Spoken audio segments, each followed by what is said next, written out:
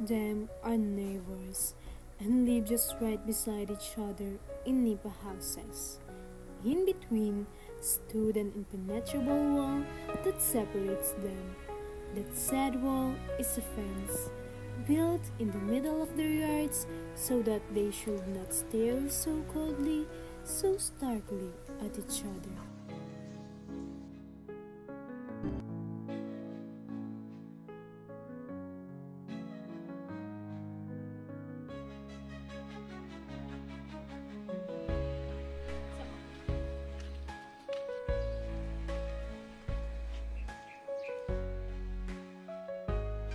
One day, she caught her husband with the other woman.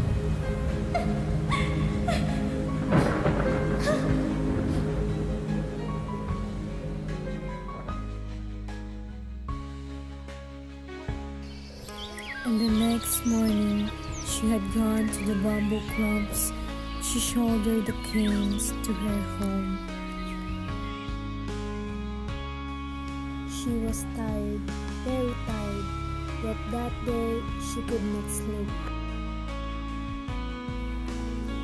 When morning dawned, she went back to the back of the house and began to split the bamboos.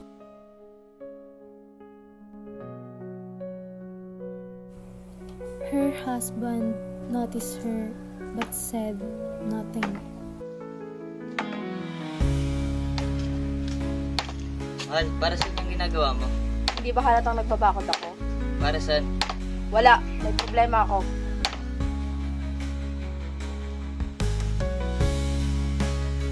Biyang, ano yung ginagawa mo? Gumagawa lang ng bakod, hindi ba halata? Para saan? Gumagawa lang ako ng bakod. Huwag mo na ako kausapin. Aling Sebia felt hurt, and because of that, she also decided to build her own fence. The fence was completed. The two women gazed pridefully at the majestic wall of the queen that now separated them.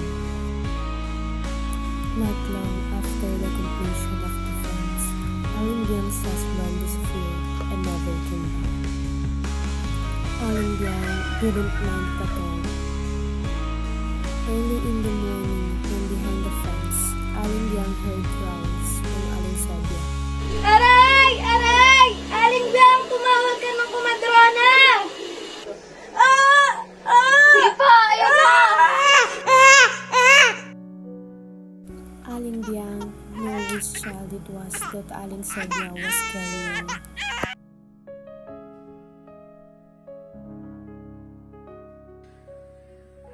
"18 years later, the child of Aling Biang grew up into a sickly boy. Meanwhile, the child that was born from Aling Sebia grew into a girl with a rugged features.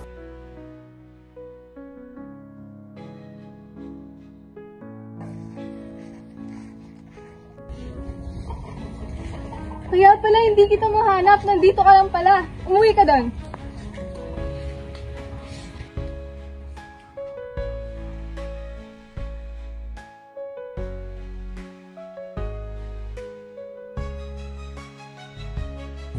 Anak Iging, kamusta na yung pakiramdam mo? Nakatulog na ako kanina. Malaki na ako. Pabayaan mo na ako. Inay, ano yung ginagawa mo? Wala lang, kailangan ko lang tumatapos.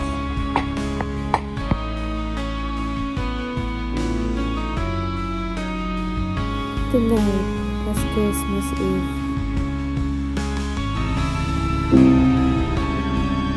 Iging, magdasal tayo.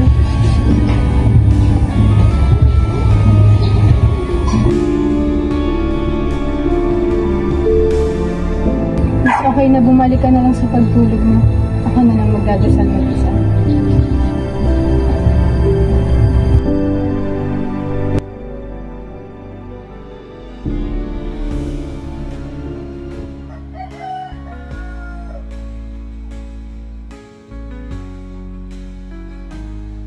Iging peeped hungrily between the fence and saw her ugly face, turned sharply to the fence that separated them.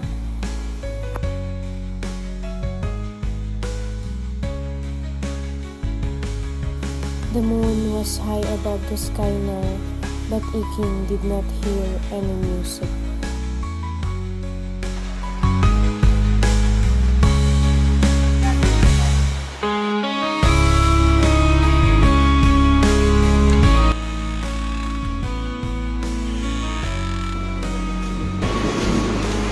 Kiking, ayos ka lang ba?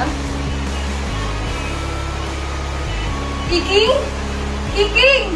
Kiking, gising! Kiking! Iniinis talaga nila ako. Bakit nagpapatugtog sila ng ganitong oras?